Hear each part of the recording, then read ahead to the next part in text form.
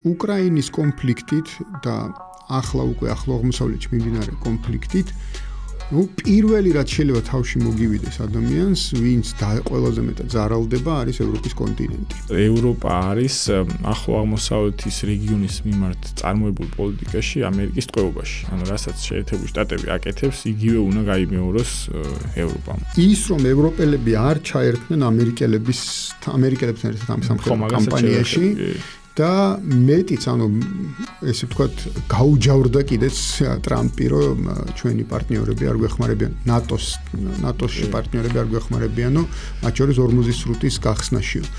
ეს მათი დამოუკიდებელი გადაწყვეტილება თუ რაღაცა, ასე ვთქვათ, მაინც გარკვეული შეთანხმების ნაწილია, რომ არ გაცდეს მართლა კონფლიქტი, ესკალაციის რაღაცა დასაშვებ ზღვარს. საინტერესო კითხვა.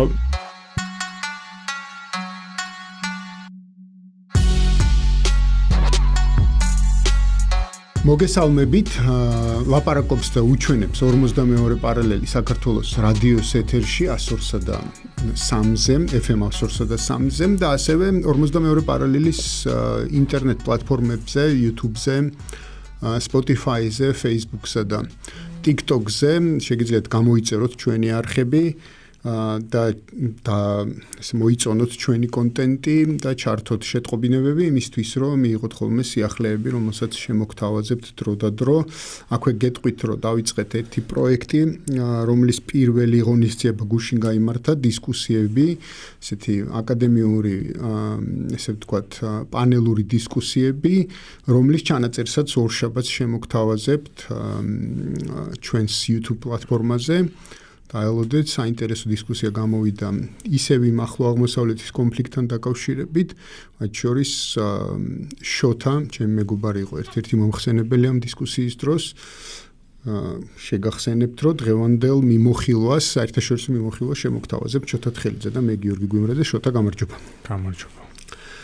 მოკლედ, ჩვენ ისევ გვიწევს ვისაუბროთ იმ, ასე ვთქვათ, კონფლიქტზე, რომელიც მიმდინარეობს ახლო აღმოსავლეთში. ირანის გარშემო, წინა კვირას კი ვიფიქრეთ, რომ შესაძლოა ტრამპს ქონოდა სურვილი, რომ როგორმე გადაეფარა ეს კონფლიქტი, თუნდაც კუბის საკითხის გააქტიურებით, თუმცა ჯერჯერობით ისევ ის, ასე ვთქვათ, ახლო აღმოსავლეთის თემა არის ძირითადი საგანი საერთაშორისო ურთიერთობების, საერთაშორისო ასპარეზზე და რაც დრო გადის, თითქოს ჩანს, რომ ეს თემა აქტუალურობას არ დაკარგავს და პირიქით სიმწვავე ჯერჯერობით მხოლოდ ემატება ამ პროცესს, ვიდრე აკლდება. მიუხედავად მათ შორის იმისა, რომ ტრამპის განცხადებები ურთიერთგამომრიცხავად რჩება, იმიტომ რომ ის პრინციპში შეიძლება ითქვას, რაც პრეზიდენტი გახდა, ეს ურთიერთგამომრიცხავი განცხადებები მისი თანმყოლი, ასე ვთქვათ, თვისება და პრეზიდენტობამდეც ბუნებრივია, მაგრამ საინტერესო მას შემდეგ ხდება ხოლმე ადამიანის, ასე ვთქვათ, ესა თუ ის ქცევა, რაც მას განსაკუთრებით ძალაუფლება აქვს, რომ ამ ქცევით იმოქმედოს ამ სხვადასხვა პროცესზე, ხო? შესაბამისად, რატო ვახსენე ახლა ეს ურთიერთგამომრიცხავი განცხადებები, ეს არის ერთის მხრივ მზადება გარკვეული სახმელეთო ოპერაციისთვის, შეკრება გარკვეული ასე ვთქვათ, ადამიანური რესურსის, მაგრამ მეორეს მხრივ ესეთი განცხადებები, რომ თუნდაც დავტოვოთ რეგიონი, რაც ბოლოს გააკეთა, თუ არ ვცდები გუშინ წინ, რაც ბოლო განცხადება რაც იყო, რომ მოგვიწევს რეგიონის დატოვება, ჩვენ დავიცავთ რეგიონის ქვეყნებს, ხო? ანუ გარკვეული თვალსაზრისით თითქოს არის მათ შორის შემზადება უარესისკენ, ამერიკის პერსპექტივიდან, ხო? და მათ შორის ყურის ქვეყნების პერსპექტივიდანაც, ხო? მოდი, აი ამ საკითხზე, ამ თეორიულ საკითხზე საუბრით დავიწყოთ, მე მგონი შოთა, ხო? ანუ ეგრეთ წოდებული ყურის ქვეყნების მომავალი იმ შემთხვევაში, თუ ამერიკის შეერთებული შტატები მართლაც და დატოვებს რეგიონს. ჯერ ისეთი რას ნიშნავს დატოვებს რეგიონს, ეს ახსნათ, ხო? მეორე ვისაუბროთ იმაზე, რამდენად ეს შესაძლებელია და მესამე რა იქნება ყურის ქვეყნებისთვის შედეგი.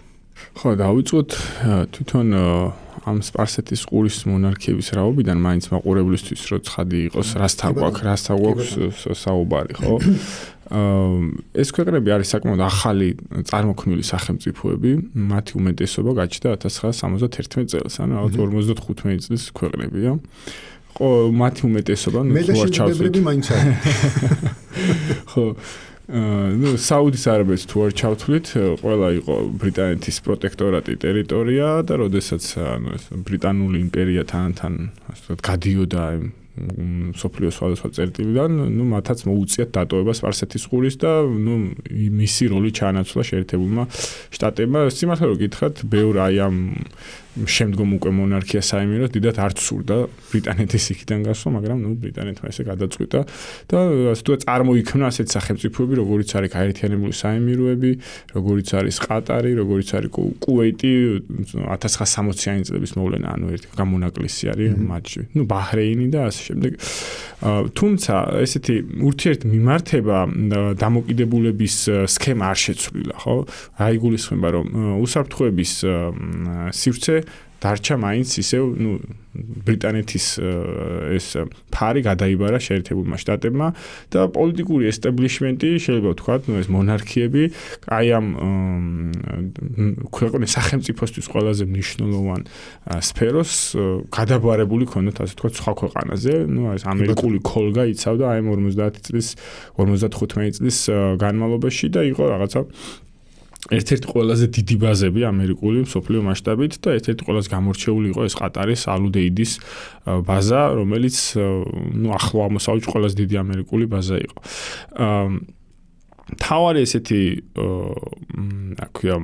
ასე ვთქვათ მიზეზი თუ რატო იყო ამერიკული ბაზები ესე უხვად აი ამ სპარსეთის ყურეში, ეს იყო ის, რომ ამ არაბულ მონარქიებს ყოველთვის ეშინოდათ ირანული საფრთხის და მათ შემაკავებელ ფაქტორად მოიაზრებოდა ამერიკის იქ მყოფობა, თუმცა აი დღევანდელი მოვლენები არის ესეთი ფარდი სამხედრო მოდი ასე ვთქვათ, რომ აი ეს ამერიკული სამხედრო ინფრასტრუქტურა იქ რაც იყო რეალურად აღმოჩნდა, რომ არა აი ამ სპარსეთის ყურის მონარქიების უსაფრთხოებისთვის იყო, არამედ ისრაელისთვის, რაზეც არსებობს კრიტიკა უკვე ამ მონარქიებში.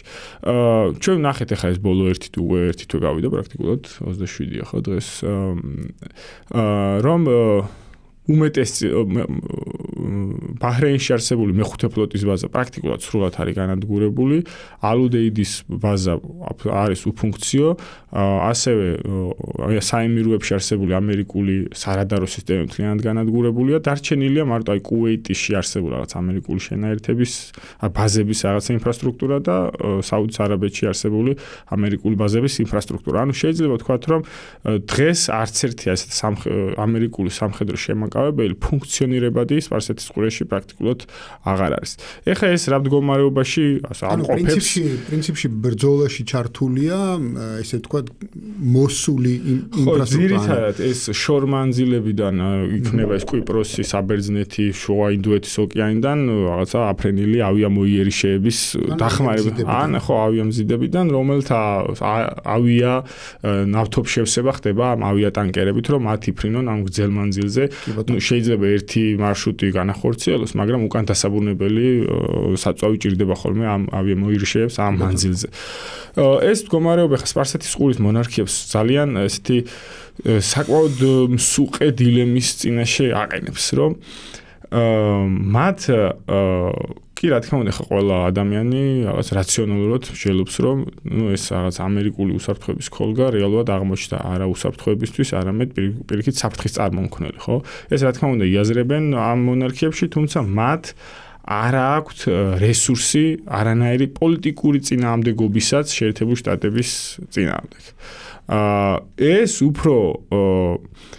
უფრო მყიფეს ხდის მათ მონარქიულ მდგომარეობას, ელიტურ მდგომარეობას, ვიდრე მაგალითად ირანთან დაპირისპირება. რაც არ უნდა პარადოქსულად ჟღერდეს და ჩვენ ახლა ბოლო პერიოდში ხედავთ რომ მათ ურჩევნიათ რაღაცა შეჩეული ჯირი ჯობია შეჩეული ხინსო მათ ურჩევნიათ რომ აი არსებული რაღაცა არსებული კონფიგურაცია რაც არსებობდა იმაში დარჩნენ იმისთვის იბრძოლონ ვიდრე მაგალითად დაიწყოს რაღაცა გადააზრება ამ უსაფრთხოების სისტემის. გამომდინარე იქიდან რომ შემდგომ აი თუ მაგალითად ეს ამერიკული შემაკავებელი აღარ იქნება ეს მონარქიები არის შიდა პოლიტიკურად მყიფეები. ჩდება იმის რესურსი, რომ მაგალითად რაღაცა შიდა პროტესტები იყოს აი ამ ქვეყნებში. ნუ ცალკე ხამასო თავი დავანებით რომ ხა ამერიკული ინტერესი სულაც არ არის ამ სპარსეთის ყურის გასვლიდან ეს ცალკე საკითხია. უბრალოდ მათი ინტერესიც არ არის ამერიკიდან იქიდან წასვლა რა. ანუ მიუხედავად იმისა, რომ ერთის მხრივ ვთქვათ ამერიკული უსაფრთხოების სისტემამ არათუ უბრალოდ სახელმწიფოები ვერ დაიცვა ამ შემთხვევაში, ხო? ანუ ეს სპარსეთის ყურის სახელმწიფოებს, არაბულ სახელმწიფოების ყურის არამედ პრინციპში ვერ მოახერხა ვერც ენერგო რესურსების და ენერგო ტრანზიტების დაცვა, ხო? აი ამ ყველაფრის მიუხედავად მოცემულობა ის არის, რომ მათთვის არსებული სტატუს კვო არის მისაღები და მათ ძალაუფლებაზე გადის პრინციპში შეიძლება ითქვას. ხო, რა თქმა უნდა, ეს ქვეყნები ასოცირდება ნავთობ და გაზ პროდუქტებთან. თქვენ თუ ჩახედავთ მათ საექსპორტო საქონლის წილებს, 90 და 90%-ზე მეტი არის გაზის და ნავთობის ან ნავთობის შემდგომი პროდუქტების ექსპორტი, ხო? ამიტომ თუ ეს რაღაცა სპარსეთის ყურეში არ იქნა ეს რაღაც სტაბილურობა, უსაფრთხოების გარანტიები, თვითონ აი როგორ გითხრათ, მათ სახელმწიფოობრიობას ემუქრება საფრთხე. და მაგალითად იყო ერთ-ერთი განცხადება ამ ერაყის რაღაცა მედიაში, არ მახსოვს ეს პირი ვინ იყო, მაგრამ ჩვენ შეიძლება მომავალში ვიხილოთ გეოგრაფიული ცვლილებების სპარსეთის ყურეში, რაღაცა ისტორიული ბრწყალებში დავარქვათ ამას ისტორიული სამართლიანობის აღდგენის მომენტები, რომ მაგალითად ბაჰრეინი ყოველთვის იყო რაღაცა ირანული გავლენის ქვეშ, შიიტური ქვეყანა, ის შაჰმა დათმო, მოდი ესე ვთქვათ 60-იან წლებში და ბაჰრეინულ არაბებს დაუთმო დამოუკიდებლობის რეფერენდუმი, მაგალითად კუვეიტი ყოველთვის იყო ერაყის ისტორიული ტერიტორია, ну ეხა მე რაღაცა რევიზიას არ ასე ვთქვათ მოვითხოვ, უბრალოდ არსებობს ესეთი განწყობები და საემიროების ტერიტორიები ეს ხა ისტორიული ომანი.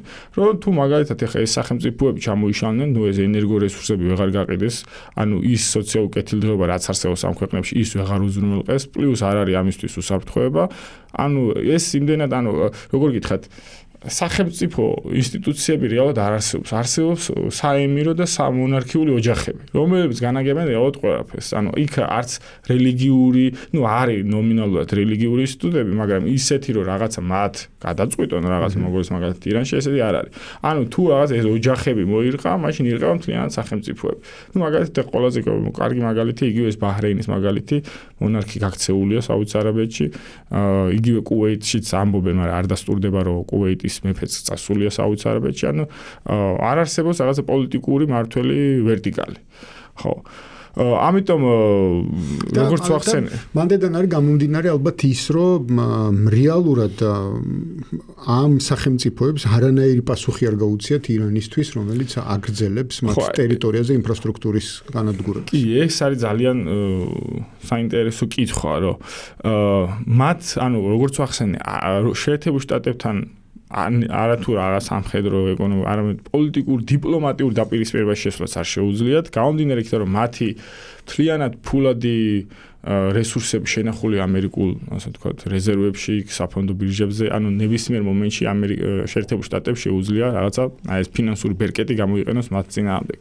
და ირანის წინააღმდეგ მათ უფრო არ შეუძლიათ, ასე ვთქვათ, დაპირისპირებაში შესვლა, იმიტომ რომ მომენტი, როდესაც ისინი რაღაცა ღია დაპირისპირებაში შევლენ, აი ეს რაც ვახსენეთ, ხო, ეს ენერგო ინფრასტრუქტურა, ეს ენერგო სექტორი, რაზეც დგას ეს სახელმწიფოები დგება კითხვის ნიშნის ქვეშ. და ამას დავამატოთ ისიც, რომ ამ კონფლიქტში ჯერჯერობით არ ჩართულა ირანის ბრწყალებში დავარქვათ მოკავშირე იემენში ორგანიზაცია ანსარალი, ეგრეთ წოდებული ჰუსიტები, რომელიც არის ეს wild card-ივით ირანისთვის. ამისთვის ეს არის ზურგი ამ სპარსეთის ყურეების დაუცველი ზურგი, საიდანაც შეიძლება აი ამ ანსარალამ მიიტანოს თავდასხმა ამ ქვეყნებზე, კონკრეტულად შეიძლება ვთქვათ საუდის არაბეთი და ამისი გამოცდილება უკვე არსებობს 2019 წელს გახსოვთ ალბათ, როდესაც ნავთობსაცავებზე საუდის არაბეთში დრონებით მოხდა თავდასხმა, მაშინ ეს დაბრალდა ჰუსიტებს. ამიტომ ბევრი ესეთი რისკებია აი ამ სპარსეთის ყურის მონარქიებისთვის, ისინი ამჯობინებენ რაღაცა ვერბალურ სივრცეში შემოიფარგლონ გარკვეული რაღაცა დიპლომატიური მანევრებით და იყო შედგა კიდევაც კონფერენცია ისლამური ქვეყნების, მაგალითად თურქეთიც იყო მიწვეული, აზერბაიჯანიც, რომ აი როგორ გავსაზღვროთ მომავალი. თუმცა იმდენად ქაოსური მდგომარეობა იყო, რომ რაღაც საბკომუნიკეზეც ვერ შეთანხმდნენ, უბრალოდ რა უნდა ეთქვათ, ანუ მომავლის განსაზღვრა ჯერ ნაადრევია, სანამ ეს კონფლიქტი არ გამოიკვეთება, რაღაც რა შედეგით შეიძლება დასრულდეს. კი ბატონო, მოდი დავუბრუნდეთ იმ თემას, თეორიულ გასვლას, ასე ვთქვათ, ამერიკის ამ რეგიონიდან, იმიტომ რომ იმისთვის რომ გვესმოდეს კარგად, რომ ახლა შეიძლება გავიდეს თუ არ გავიდეს, ანუ ალბათ მნიშვნელოვანია ერთი რომ წარმოვიდგინოთ რეალურად, რას ნიშნავს ეს გასვლა. ანუ რა არის ბაზების გატანა მთლიანად, რაღაცა პრეტენზიების მოხსნა რეგიონიდან და ასე შემდეგ. ანუ რას შეიძლება ვუწოდოთ ამერიკის გასვლა სპარსეთის ყურის რეგიონიდან? ერთი და მეორე, რამდენად საბოლოო ჯამში შეიძლება ეს მერე მოხდეს, ხო? ანუ რეალურად ერთი რომ ამერიკისთვისაც ექნება ამას თავისი შედეგები, თუ ის მართლა გავა რეგიონს თუ მართლა დატოვებს, ერთი და მეორე, თავად როგორც უკვე დავინახეთ ამ რეგიონის ქვეყნების, ანუ მართლა შეიძლება გეოგრაფიები შეცვალოს, ხო? ამერიკული, ასე ვთქვათ, ყოფობის დასასრულმა რეგიონში. მე გუშინაც ვახსენე და აი მას გავიმეორებ, რომ გასვლა ბუნებრივად გულისხმობს ხა აი ამ სამხედრო ინფრასტრუქტურის დატოვებას, მის აღდგენას როგორც ამბობენ მინიმუმ 5 წელი დაჭირდება და აუარება რაღაც ფინანსური რესურსი. შეიძლება ამისთვის მზადაც იყოს შეერთებული შტატები, იმიტომ რომ მისი ბიუჯეტი სამხედრო ყოველწლიურად იზრდება და ალბათ ნახეთ, რომ ტრილიონ ნახევარი მოითხოვა ტრამპმა შემდგომი წლის თავდაცვის ბიუჯეტი. და პრინციპში შესაძლოა იმის რა ქვია, თავდაცვის რა ქვია, წარმოებისთვის ეს საკმაოდ სასურველი ხარჯი იყოს. კი ბატონო. ხო, ამ რეგიონის ესე სამხედრო თვალსაზრისით დატოვება ნიშნავს აი ამ სამხედრო ბიუჯეტში მილიარდობით დოლარის ამოკლებას. ანუ სამხედრო სამრეწველო კომპლექსზე ამ ხარჯების მოკლებას. რაც არის ძალიან სერიოზული გამოწვევა. ამიტომ ხო არ რთულია მე ამის განსაზღვრა ხა ამას მიატოვებს თუ არა ამის გამო შეერთებული შტატები და მეორე ესეც ასევე გუშინ ვახსენე, ეს არის პეტროდოლარის საკითხი. რომ თუ მაგალითად არ იქნება შეერთებული შტატების სპარსეთის ყურეში და არ იქნება ეს წნეხის ფაქტორი სპარსეთის ყურის მონარქიებზე, მათ ექნებათ ის თავისუფლება, რომ მაგალითად დოლარში აღარ გაყიდონ და გაყიდონ იგივე იუანში, რუპიაში, ნუ ახლა რუსეთს არ ჭირდება ნავთობი რუბლში გაყიდონ. მაგრამ ნუ ეს სავალუტო თავისუფლება შეიძლება მათ მიიღონ. ნუ რაღაცა ოპტიმალურ სცენარში შეიძლება ეგეთ რაღაცა მორიგება მოხდეს, რომ შეიძლება შეერთებულმა შტატებმა ეს მართლაც სამხედრო ინფრასტრუქტურა გაიტანოს, რომ ირანმა მოითხოვოს საკუთარი რეგიონული უსაფრთხოების გარანტირება, თუმცა ირანი დათანხმდეს იმას, რომ მაგალითად გაგრძელდეს ეს პეტროდოლარის სისტემა და მაგალითად სპარსეთის ყურეს ქვეყნებმა, ასე ვთქვათ, შეთანხმდნენ, ან დაითანხმონ ხელახლა, რომ ეს სისტემა არ ჩამოიშლება. ესეთი რაღაც კონფიგურაცია შეიძლება შედგეს რაღაც ოპტიმალურ სცენარში. თუმცა გრძელვადიან პერსპექტივაში, რა თქმა უნდა, ის იქნება გამოწვევა მაინც შეერთებული შტატებისთვის, იმიტომ რომ მთელი ეს ნავთობგაზის რესურსი სპარსეთის ყურის აბსოლუტური უმრავლესობა იყიდება მაინც შორეულ აღმოსავლეთში იქნება ეს. ნუ ინდოეთი, ჩინეთი, იაპონია, კორეა, ფილიპინები, მაგალითად დღეს გავრცელდა ინფორმაცია, რომ პირველი ქვეყანა გახდა ფილიპინები, რომელმაც საგანგებო მდგომარეობა გამოაცხადა საწვავის დეფიციტის გამო, რაღაც კადრებიც ვრცელდება, რომ უზარმაზარი რიგებია საწვავის სადგურებზე. ინდოეთშიც კი, აი დღეს ხა ეს ფილიპინებმა დაასრულა ალბათ ინდოეთს, ხო. და მეორე საკითხი, ესე ვთქვათ, ხო, პეტროდოლარს შევეხეთ. სამხედრო ინფრასტრუქტურას შევეხეთ, მაგრამ ხო, რაც თავარია ახლა გეოპოლიტიკური პერსპექტივით რო შევხედოთ, ახლო აღმოსავლეთი არის ის რეგიონი, რომელიც ნებისმიერ დომინანტ სახელმწიფოს აძლევს საკუთარი ძალის პროექცირების შესაძლებლობას ევრაზიის მატერიკზე. თუ ამ რეგიონში არ ექნება შეერთებულ შტატებს სამხედრო ძალის პროექციის შესაძლებლობა, რეალურად აზრს კარგავს თვითონ მაგალითად ევროპის კონტინენტზე მისი რაღაცა სამხედრო უსაფრთხოების ხოლმე ან თუნდაც სამხრეთ აღმოსავლეთ აზიაში მისი ძალის პროექცირება, იმიტომ რომ ეს ჯაჭვი გაწყვეტილია, ეს არის სივრცე, საიდანაც შეიძლება იკონტაქტოს რუსეთმა, ჩინეთმა, ევროპამ ერთმანეთთან და აქ თუ ასე ეს გული თუ არ გახდა კონტროლილებადი, მაშინ რეალურად შეიძლება ვთქვათ, ხშირად საუბრობენ ამას, რომ ჰეგემონიის დასასრულზეც. ამიტომ ეს საკვანძო ახლო აღმოსავლეთი, ამიტომაც ვამბობ, რომ ძალიან კრიტიკული ეს ჩემი ვახსენე კიდევაც უკრაინის კონფლიქტზე უფრო კრიტიკული კონფლიქტია საბოლოოდ. დასავლეთისთვის. დასავლეთის შეერთებული შტატების ჰეგემონიისთვის. კი ბატონო. კი ბატონო.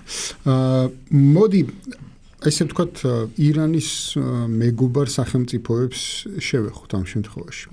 მეგობარს რა, პრინციპში ერთის მხრივ საუბარია იმაზე, რომ განსაკუთრებით ჩინეთისთვის ირანის შესაძლოა იყოს მართლა პროქსი ძალა, რომლითაც ის დასავლეთს უპირისპირდება, ამერიკის შეერთებულ შტატებს, ანუ არა კოლექტიური დასავლეთს. აქ მე მგონი შეიძლება ესეთი განსხვავების გაკეთება, რომ ჩინეთისთვის ევროპული კონტინენტი ეს არის მაინც მომხმარებელი და ძირითადი მომხმარებელი პრინციპში შეიძლება ითქვას, მთავარი მომხმარებელი, მთავარი სავაჭრო პარტნიორი, ხოლო ამერიკის შეერთებული შტატები მთავარი ოპონენტი. მათ შორის ამ მოხმარებაში, მათ შორის ამ ბაზართან ურთიერთობაში და რა თქმა უნდა კიდევ ბევრ სხვა რამეში, ფინანსური რესურსების გადანაწილებაში, ტრანსპორტის მიმოსვლაში, ანუ სატრანსპორტო ვერეფნების ნაწილში. აქ არის ძალიან მნიშვნელოვანი, დღეს დილით კიდევ ერთხელ დავხედე, ასე ვთქვათ, აი ამ ერთი სარტყელი, ერთი გზის რუქას და ირანი მართლაც არის საკვანძო ესე ვთქვათ, ქვეყანა განსაკუთრებით სამხრეთ, ასე ვთქვათ, სამხრეთ ევროპის ნაწილთან სახმელეთო კომუნიკაციისთვის. აი სახმელეთო დერეფანი პრინციპში ირანიდან თურქეთის გავლით და შემდეგ უკვე ასე ვთქვათ, გადადის აი ამ სამხრეთ ნაწილში ევროპის, ხო? რა თქმა უნდა ირანს თავისი ადგილი და მნიშვნელობა აქვს აფრიკის კონტინენტთან კომუნიკაციაში და თავისთავად ახლო აღმოსავლეთის ასე ვთქვათ ენერგორესურსების მიწოდებისთვის, იგივე ჩინეთისთვის, ხო? და შესაბამისად ეს რა ქვია მაგას, ბევრი საუბარი იმის შესახებ, რომ ჩინეთი ეხმარება ირანს სადაზვერვო ინფორმაციის მიწოდებით და ასე შემდეგ. დღეს თუ გუშინ საღამოს გავრცელდა ორი ესეთი ინფორმაცია, ერთი იყო არახჩის განცხადება, რომ ის მადლობას უხდის ერაყს დახმარებისთვის და მეორე ეს იყო ფეზეშკიანის განცხადება, რომ ის მადლობას უხდის რუსეთის ხელისუფლებას დახმარებისთვის და გვერდში დგომისთვის. მიუხედავად იმისა, რომ იქვე იყო ლავროვის განცხადება, რომ სადაზვერვო ინფორმაციას რუსეთი არ აწვდის ირანს. და მისი არგუმენტი იყო ასეთი, რომ ახლო აღმოსავლეთში ყველაფერი ხელის გულზეა და არაფრის მიწოდება არ არის საჭირო. ყველაფერს ხედავს ირანი, ყველა ინფორმაცია ისედაც აქვს და არ ჭირდება ჩვენგან ინფორმაციის მიღება. მოკლედ, რა დგას ირანის მიერ, ასე ვთქვათ, ეფექტური სამხედრო მოქმედებების წარმოების უკან? რა თქმა უნდა, არსებობს ეს მოსაზრება და ბუნებრივია, რომ არსებობს, რომ ირანის აი ამ სამხედრო წარმოებაში რა სამხედრო ბრძოლის წარმოებაში ეხმარება იგივე და მათ სამხედრო წარმოებაში, იმიტომ რომ არსებობს ინფორმაცია იმის შესახებ, რომ გარკვეულ ტექნოლოგიებს აწვდიან. არა მარტო ტექნოლოგიებს, მე მგონი მეტალის რესურსებს და ნივთიერებებს, რომელიც საჭიროა აი ამ ბალისტიკური რაკეტების საწარმოებლად და ეს არ გამოურიცხოთ, რომ ეს ასეც არის, მაგრამ გუშინ მე ვისაუბრე რაღაცა ორიენტალიზმის საკითხზე, ეს კვლავ რაღაცა დღის წესრიგში აბრუნებს ამ ერთი რაღაცას დავაზუსტებ რა, ჩვენი მაყურებლისთვის და მსმენელისთვის. გუშინ ვისაუბრე, რომ ამას მაყურებელი ნახავს უშუალოდ. დროში დაკარგულები. ხო. ანუ ესეც რაღაც აბრუნებს აი მხედვას, რომ აი ირანს დამოუკიდებლად არ შეუძლია რაღაცა, რომ არა მაგალითად ჩინეთი და რუსეთი ეს ამ ბრძოლას ვერ აწარმოებდა.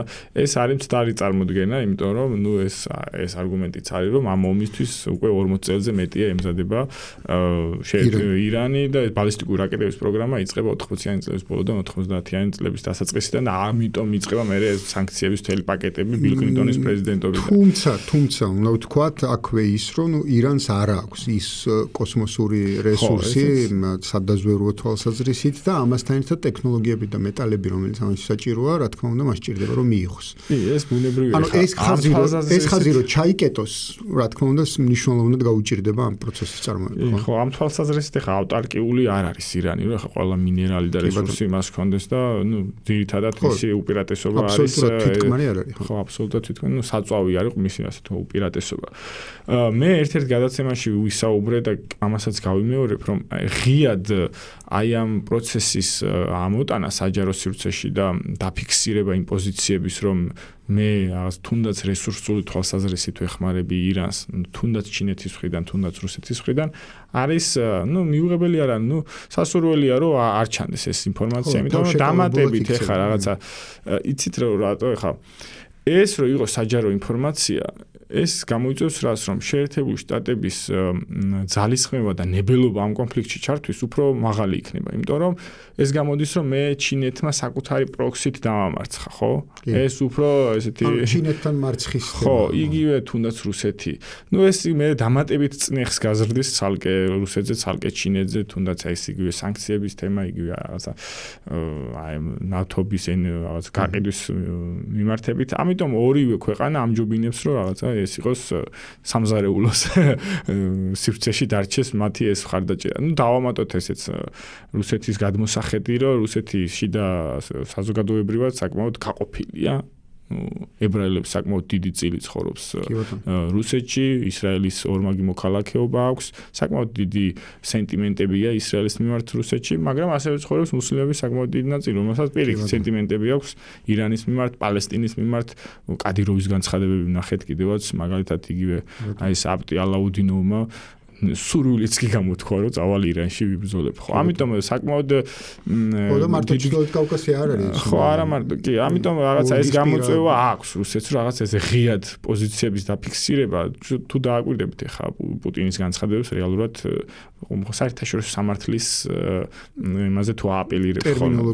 ნუ ერთ-ერთი მაგალითად ბოლო პერიოდში გამოიკვეთა ისევ ლავროვი რაღაცა სერგეი ლავროვს ერგო ეს ჰარდლაინერის ფუნქცია, თუნდაც უკრაინის კონფლიქტის მიმართებაში, იგივე ირანის კონფლიქტთან მიმართებაში რაღაც გუშინაც იყო ეს წავე განცხადებები, რომ რაღაც ჩვენ ნახე უყურებდით ბოლო 20 წელიწადი როგორ იშლებოდა ქვეყნები, ინგრეოდა ამერიკული ინტერვენციებით და შემდგომი ეს არის ირანი და ამიტომ რუსეთისთვის ეს მიუღებელია, ხო რაღაც ესეც ერთ-ერთი ყველაზე მყირალა განცხადება იყო მოსკოვის მხრიდან ბოლო პერიოდში.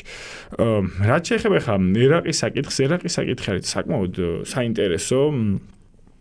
გეოგრაფიულად ერაყი არის ირანის ფარი სახელმწიფო, რაღაცა ბუფერული სივრცე, რომელმაც შეიძლება ეს დასავლური ისრაელის და ამერიკული რაღაცა სამხედრო ექსპანსია შეაჩეროს და ირანის გარკვეულწილად უსაფრთხოება უზრუნველყოს.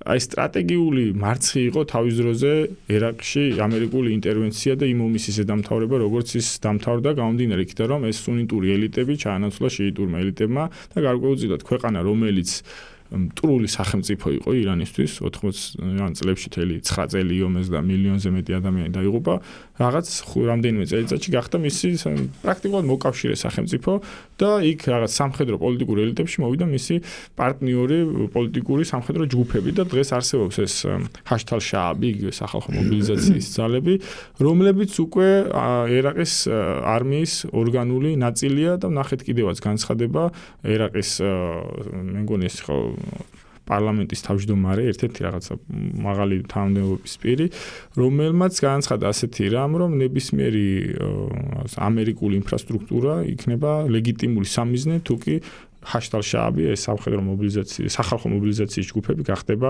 ამერიკული თავდასხმის მსხვერპლი. ერაყი ამ შემთხვევაში არის საკვანძო მნიშვნელობის ირანისთვის, გამომდინარე იქიდან, რომ ის ასევე აჩერებს ამას ვთქვათ, სუნიტურ ჯიჰადს, რომელიც არსებობს უკვე დღეს სირიაში. რეალურად დღეს ძალიან რაღაცა ტრაგიკომიკური სიტუაცია სირიაში, რაღაც სუნიტური ჯიჰადი არის ოფიციალურად ხელისუფლებაში, რომელსაც აქ გაცხადებული და არც მალავს, რომ მისი მთავარი მტერი არის ასე ისლამური მცირე დენომინაციები, ამ შემთხვევაში შიიზმი და სხვა, ალავიტები და იგივე დრუზები და იგივე სხვა ეთნიკური მიმართულებები, ქურთები.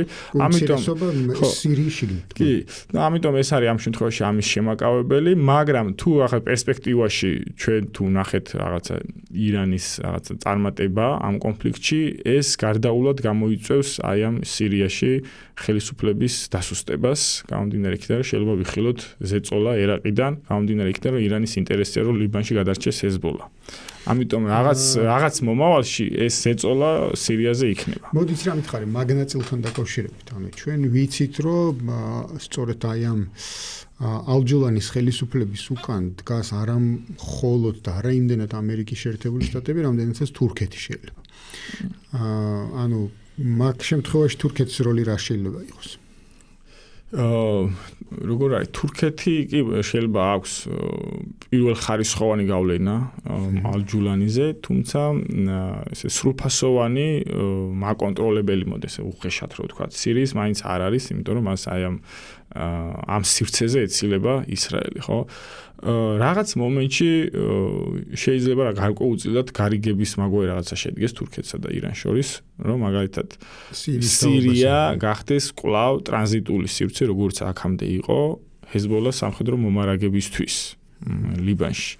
იმიტომ რომ რაღაც მომენტში თურქეთის ინტერესიც არის ისრაელის გავლენების შეკავება ჩრდილოეთით და ნუ რამ შემთხვევაში როგორც ახსენე ირანის ინტერესიც არის, რომ ეს საკუთარი ეს შიიტური რაღაცა მოკავშირეები გადარჩნენ.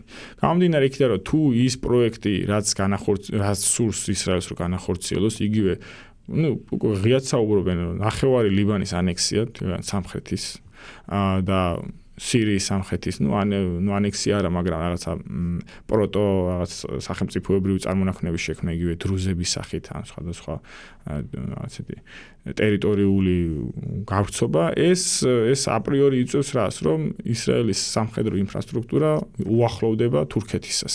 ამიტომ რაღაც მომენტში რაც არ უნდა ხა პარტნიორობა იყოს მათ შორის რაღაც ბრიტანეთის გავლით, შეერთებული შტატების გავლით, რაღაც მომენტში მაინც გამოიწვევს რაღაც ტიპის შეჯახებას მათ შორის. ამიტომ ყოველთვის საჭიროა მესამე ძალა, რომელიც ბალანსის თამაშს, ასე ვთქვათ, შემოგთავაზებს. ნუ რა თქმა უნდა, ეს კატეგორიულად მიუღებელია ისრაელისთვის, რომ ირანი იყოს ეს დამაბალანსებელი, თუმცა თურქეთი ამ შემთხვევაში შეიძლება სხვა ძალას ვერ ხედავდეს, რომ აი ეს დამაბალანსებელი ისრაელის გავლენების იყოს ირანი. ამიტომ დღეს არა, ხვალ არა, რაღაც მომენტში თუ ირანი გადარჩა ამ მოცემულობით, აი ამ კონფიგურაციაზე შეიძლება დაუბრუნო. რეალურად ესეთი იყო კიდევაც ადრე 2000-იან წლებში, როდესაც თურქეთს ჰქონდა მეტნაკლებად კარგი ურთიერთობა ასადის ხელისუფლებასთან, ირანსაც მეტნაკლებად მსგავსი ტიპის და ნუ რაღაცა მსგავსი კონფიგურაცია შეიძლება დაბრუნდეს. კი ბატონო, მოკლედ ერთი მომენტია კიდე, რაზეც არ მახსოვს რამდენად გვისაუბრია აქამდე, მაგრამ სულ უფრო აქტუალური ხდება ეს თემა.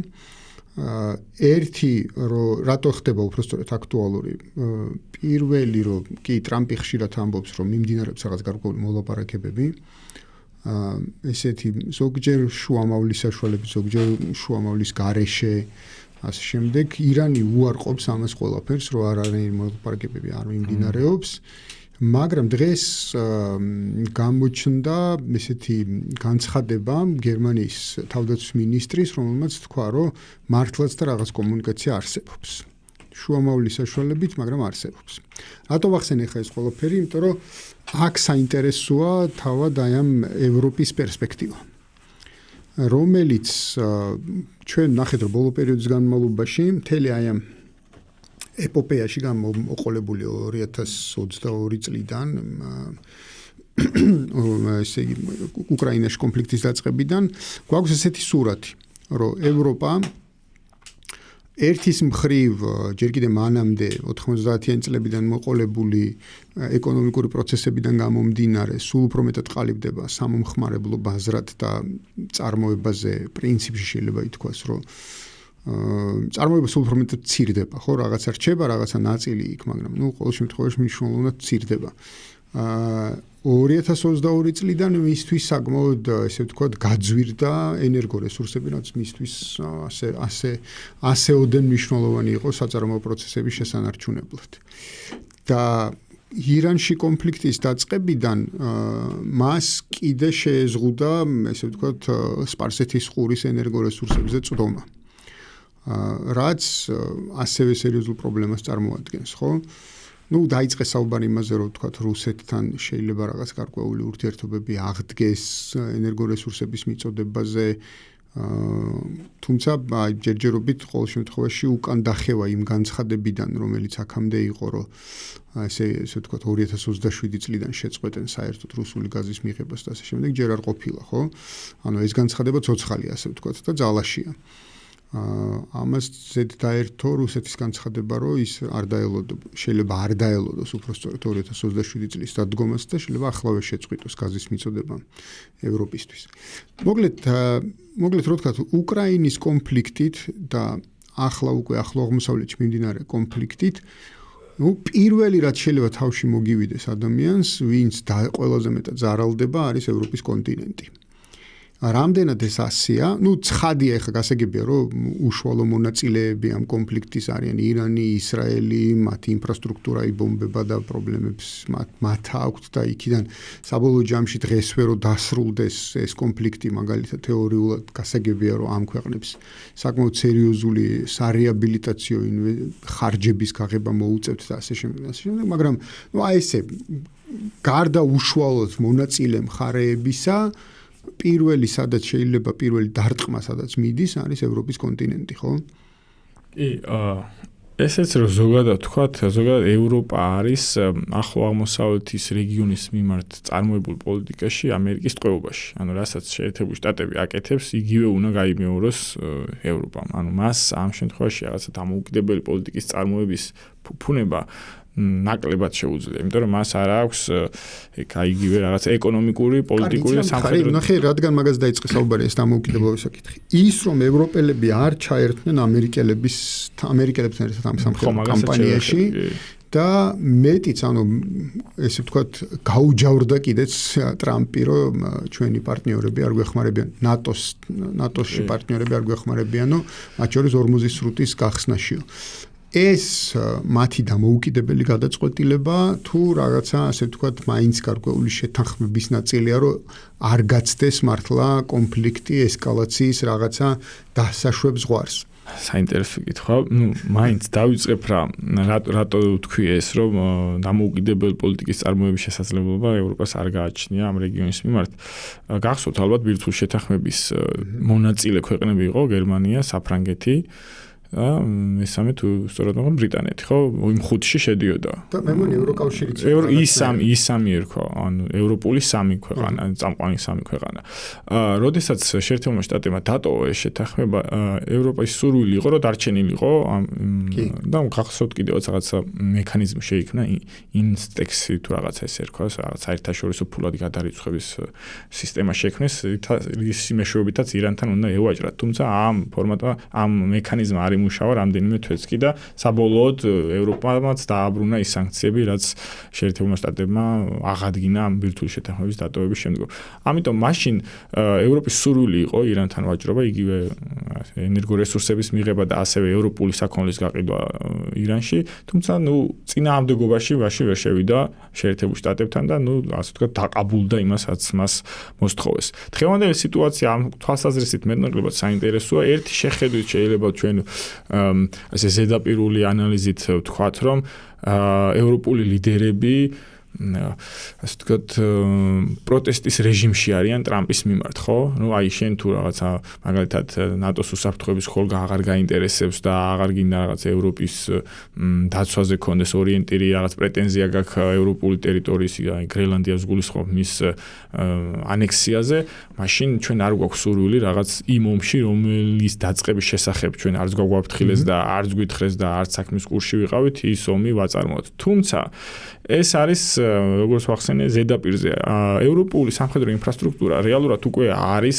ხმელთაშუა ზღვაში ბრიტანული, ფრანგული რაღაც ავიამზიდი იყო ნახსენები, რომელიც ისრაელის ჰაერის დაცვას უზრუნველყოფს და ასევე ვნახეთ ბრიტანეთის მხრიდან დიეგო გარსიას დათმობის ამერიკელებს დაუთმეს და არა მარტო სხვა ინფრასტრუქტურას ფრანგებმაც დაუთმეს ამერიკელებს აი ამ ომის საწარმოებლად. ეს რა თქმა უნდა ირიბად ამ ომში ჩართვა. მე აი ამ ევროპული ლიდერების მსგავს განცხადებებს მაინც შიდა მოხმარებისთვის შიდა მოხმარებაზე არის გათვლილი გამომდინარე იქიდან რომ საკმაოდ დიდი კრიტიკა ევროპაში აი ამ პალესტინის საკითხთან მიმართებაში, რომ ეს ომიც არის ყველანაირი საერთაშორისო სამართლის დარღვევით წარმოებული. ირანი იყო ერთადერთი სახელმწიფო, რომელიც პალესტინის кейსს ხარს უჭერდა და პალესტინის სახელმწიფოს მომავალს ხარს უჭერდა და შენ ახლა იმ ქვეყანას ომს უწყებ ყოველგვარი საერთაშორისო სამართლის ნორმების დარღვევით. საკმაოდ დიდ ასეთი უკმაყოფილებას იწვევს და ეს დამატებითი უკმაყოფილება ევროპაში არც ერთ ქვეყანას არ სურს. და მე მაინც გონია რომ ეს არის რაღაც მხოლოდ შიდა იმაზე გათვლილი ვიდრე რაღაცა გეოპოლიტიკური გახლეჩვაზე ლაპარაკი და რაღაც რეალური დაპირისპირება. ამის როგორც ვახსენე, ამის ფუფუნება ევროპულ მხარეს არ გააჩნია. ნუ ერთადერთი სახელმწიფო რომელიც ესე ვთქვათ ღიად აფიქსირებს მის პოზიციებს და ქმედებებს, ეს არის ესპანეთი, ამაზე ვისაუბრეთ კიდევაც. და მე კიდე გამოვიდა სანჩესი და გააკრიტიკა სხვა შორის შტაინმაიერის განცხადებაც იყო, რომ მას თქვა, რომ ეს ომი არის დაწყებული საერთაშორისო ნორმების დარღვევით და ის დროზე უნდა დასრულდეს. ესეც ახლა შტაინმაიერი არასდროს ყოფილა ესეთი ანტიამერიკული რაღაცა ან ამერიკის პოლიტიკის მოწინააღმდეგე, უბრალოდ ესეც რაღაცა გადაწყვეტა არ შეუძლია ესეც არაფერს გაკი ბატონო, ესეც რაღაცა ალბათ მერცმა გადააბარა აი ამ ну ნახევრად სიმბოლურ პრეზიდენტს ასე ამ მსგავსი განცხადებების გაკეთება. ну თავშეკავებულია იგივე, ну ამ შემთხვევაში მაკრონიც უკვე ბოლო პერიოდში, იგივე მელონიც საკმაოდ აქტიურად არის ჩართული საბერძნეთი, იმიტომ რომ საბერძნეთის ტერიტორია და ინფრასტრუქტურა სამხედრო არის აქტიურად გამოყენებული. ერთ-ერთი სივრცეა, საიდანაც ხდება აი ამ ავიატანკერების აფრენა და შევსება ავიამოიერიშების. ამიტომ ახლა ესე ვერ ვიტყვით, რომ რაღაცა ევროპა არ არის ამ კონფლიქტში ჩართული. ის რესურსი, რაც გააჩნია, ახლა სამხედრო თვალსაზრისით რეალურად ევროპის იქ ჩართვას აზრი არ აქვს. იგივე თუნდაც ავიამოიერიშების იქ ჯესეთი სად უნდა წაიყონ, სადღაც ბაზირება ხო უნდა მოხდეს. აი ეს ინფრასტრუქტურა არ აქვს. რაღაცა ახლა გემი რაღაცა 7ჯერ და 10ჯერ მეტი აქვს შეერთებულ შტატებს და უფრო მძლავრი ვიდრე ევროპელებს. ანუ რაღაცა სიმბოლური თანამონაწილეობა თუ იქნებოდა და ამ სიმბოლური თანამონაწილეობისთვის არ უღირთ ის პოლიტიკური რაღაცა ლეგიტიმაციის დაკარგვა, აი პროტესტის გაჩენა ევროპაში. მე ასე წარმომიდგენია. ყოველ შემთხვევაში განცხადებების დონეზე ასეა, მაგრამ მეორე ნაწილი აქვს კიდე ამ კითხვას, ანუ შედეგი თავად ევროპისთვის, ხო? ანუ ხო, ეს მისი ცოტა ენერგორესურსებზე. ხო, ყატარის თხევადი გაზი იყო ერთ-ერთი საკვანძო რითიც ევროპული ჩანაცვლება ხდებოდა, მაგალითად ორი მსხვილი ინფრასტრუქტურა ევროპაში, აღმოსავლეთ ევროპაში ერთი არის პოლონეთში, ბალტიის ზღვაზე, სადაც ხდება ამ თხევადი გაზის შენახვა. მე მგონი ყატარიდანაც შემოქონდათ აქ გაზი და მეორე არის ადრიატიკის ზღვაში, ხორვატიის ნაპირებზე მსგავსი ტიპის თხევადი გაზის საცავი. მე მგონი გერმანიაშიც არის. მაგრამ ეს ყატარის გაზი იყო ერთ-ერთი მთავარი შემავსებელი, მაგრამ აი ამ სამხრეთ ფარსის და ამ ჩრდილოეთ სექტორზე მიტანილი იერიშის შედეგად აი ეს გაზის დეფიციტი რაღაცა მნიშვნელოვნად გაიზარდა. რაღაც ყატარმა განაცხადა, რომ 17%-ით შემცირდა გაზის წარმოება, მაგრამ მე თქვეს, რომ გარკვეული ტიპის გაზის საწარმოები 3 და 5 წლამდე ვადით დაიხურა იმისი აღდგენა და წარმოების პროცესის განახლება არის ამოადით გადადებული, რაც ასევე პერსპექტივაში ევროპულ რაღაც ენერგო მომარაგებას საკმაოდ დიდი გამოწვევის წინაშე აყენებს, ხო? გუშინაც ახსენა მაგალითად პუტინმა, რომ 1 მილი კიდევ არსებობს Nord Stream-ის, უბრალოდ ეს არის გერმანიის ხელისუფლების გადასაწყვეტი და ნებისმიერ დღეს შეიძლება ეს ჩაირთოს. გარკვეულწილად როგორ არის რაღაცა ინერციაში არის მართლა რაღაცა ევროპული პოლიტიკური ელიტები ჩარჩენილი, რომელთაც რაღაცა თვით შეზღუდვა აქვთ დაწესებული პოლიტიკური მანევრებისთვის, რომ რაღაცა შეიძლება თქვათ, რომ თავი აქვთ გამოცხადებული პოლიტიკურ წმინდანებად, რომელთაც აქვთ რაღაცა ღირებულებები, რომელიც არ შეიძლება შეიცვალოს. თუმცა რაღაცა ისტორია აჩვენებს, რომ გეოპოლიტიკა იმისაა, რომ ეს რაღაცა მანევრები აუცილებელია, ეს ღირებულებები უბრალოდ არის რაღაცა ფარი იმ რაღაც ქმედებების, რომელიც შენ გინდა მიაღწიო. თუმცა თუ ეს ღირებულებები ვერ აღწევს ამ ინტერესებს, მაშინ ახლა ეს ღირებულებას კარგავს, ხო? იცი რა არის, მან მეორე თემაც არის, ანუ რეალურად მათი პოლიტიკა იმსახურება თუ არა ღირებულებებს, აი მართლა იმ ღირებულებებს, რაზეც თქვათ დგას, ხო? ანუ თუნდაც ავიღოთ ანთროპოცენტრულობის საკითხი, რომელიც ევროპისთვის იყო ძალიან ცენტრალური თემა, რო თითქოს ადამიანის უფლებები და ასე შემდეგ, აი სწორედ მე მგონი მანდ დგას ძირითადი კითხვა რა, რომ რამდენად თანამედროვე ევროპული პოლიტიკა ემსახურება საკუთარსვე დასახელებულ ღირებულებებს და რამდენად არის ის თანმიმდევრული ამ ღირებულებების დაცვაში, იმიტომ რომ ჩვენ ხედავთ რას, რომ მაგალითად ერთ შემთხვევაში ისინი შეიძლება ხმამაღლა საუბრობდნენ, მაგალითად უკრაინის ნაწილში, თქვათ, ამ ღირებულებების დაცვის საკითხზე, მაგრამ მეორე შემთხვევაში საერთოდ დუმდნენ და არაფერს არ ამბობდნენ სხვაგან, იგივე ღაზას თემა იყოს, იგივე ირანის საკითხი იყოს და ასე შემდეგ, აი საერთოდ იყოს ეს ყველაფერი გატარებული და თითქოს არაფერიც არ ხდება ისეთი, რაც ამ ღირებულებებს საფრთხეს უქმნის. ანუ მათ მიმართ კრიტიკა, ჩემი აზრით და მათ მიმართ ასე ვთქვათ გაუცხოება დანარჩენი სამყაროს ეგრეთ წოდებული გლობალური სამხრეთის. სწორედ იწვევს ის, რომ აი ეს ღირებულებები მუშაობს მაშინს და იქ, სადაც მათ ეს აწყობთ და მათ ინტერესს, მათ პოლიტიკურ ინტერესს აკმაყოფილებს და არა ყოველთვის. ყოველთვის რომ მუშაობდეს ეს ღირებულებების საკითხი, მათ მიმართ დამოკიდებულება გაცილებით სხვანაირი იქნებოდა მთელს გლობალურ სამხრეთშიც და ზოგადად სამყაროში, ხო? ხო, შეიძლება ეს ღირებულებები ისევე შიდა მოხმარებისთვის, შიდა ევროპული მოხმარებისთვის გავიგოთ და არა რაღაცა გლობალური მოხმარებისთვის, რომ აი ჩვენ სივრცეში მაინც შევინარჩუნოთ ეს რაღაცა მოცემული. არის ახლა რა თქმა უნდა ადამიანების ნაწილი, რომელიც ამის მართლა ჯერა, არის ადამიანები, რომლებიც ამის ინსტრუმენტალიზებას ახდენენ. ახლა თავარი ახლა თუ უფრო ეს პოლიტიკის მეცნიერების კუთხით შევხედავ, თავარი ორიენტირი ამ შემთხვევაში მაინც არის დემოკრატია, რაც უნდა პარადოქსულად ჟღერდეს დემოკრატიის დასუსტების პოლიტიკა. რატო? თუ შენ გადაწყვეტილებას რეალურად მართლა მიანდობ უმრავლესობას, ის ადრე თუ გვიან მოვა იმ ეკონომიკური წარმოების წესთან წინააღმდეგობაში, რომელიც არსებობს, გულისხმობ კაპიტალიზმს. იმიტომ რომ ეს ეკონომიკური წარმოების წესი არ მუშაობს უმრავლესობისთვის. შესაბამისად, უმრავლესობა ადრე თუ გვიან მის წინააღმდეგ გზავა.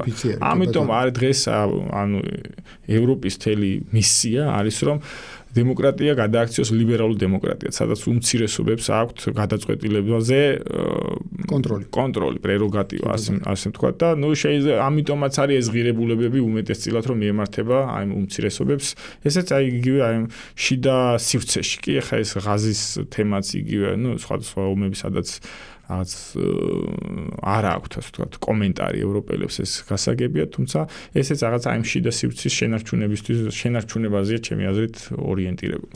კარგი, შოთა, მე მგონი ჩვენ უნდა დავასრულოთ დღევანდელი ჩვენი მიმოხილვა, გავედით ესე ვთქვათ ბოლოში, მე შევახსენებ რადიო მსმენელს, რომ უსმენდით ალესემოს 52 პარალელის საერთაშორისო მიმოხილვა, რომელიც FM 103-ზე და ასევე შეგახსენებთ, რომ შეგიძლიათ ჩვენი ხილვა YouTube-ზე, მოსმენა Spotify-ზე, გამოიწერეთ ჩვენი Facebook, დაგვიმეგობრეთ ჩვენს Facebook-ზე და TikTok-ზე და ჩართეთ შეტყობინებები და მოიწონეთ ჩვენი კონტენტი იმისთვის, რომ არ გამოგრჩეთ შემდგომი ეპიზოდები, როგორც ჩვენი მიმოხილვის, ასევე პოდკასტის, ასევე ჩვენი ახალი ღონისძიებების და ყველა იმ სიახლის, რომელსაც შემოგთავაზებთ 42 პარალელის პლატფორმებზე. კარგად ბრძანდებოდეთ, მადლობა შოთა კიდევ ერთხელ.